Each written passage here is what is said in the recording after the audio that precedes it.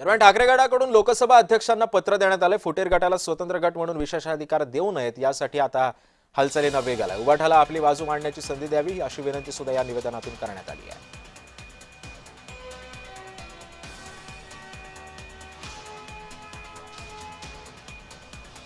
दरम्यान काय आहे या पत्रात ते आपण पाहतो. शिवसेना ठाकरे गटाला संसदेतील एकमेव अधिकृत राजकीय पक्ष म्हणून कायम मान्यता मिळावी. शिवसेना उबाठाच्या काही खासदारांना स्वतंत्र गट किंवा अन्य पक्षामध्ये विलीनीकरणास मान्यता देऊ नये. स्वतंत्र गट म्हणून फुटेर गटाला ओळख, दर्जा, सुविधा किंवा विशेषाधिकार देऊ नयेत. निर्णय घेण्यापूर्वी उद्धव ठाकरे गटाला आपली बाजू मांडण्याची संधी द्यावी.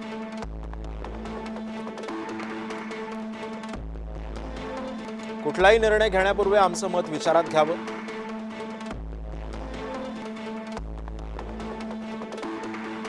पक्षानं संविधानातील 10व्या अनुसूचीतील तरतुदींचा वापर करण्याचा अधिकार राखून ठेवलाय.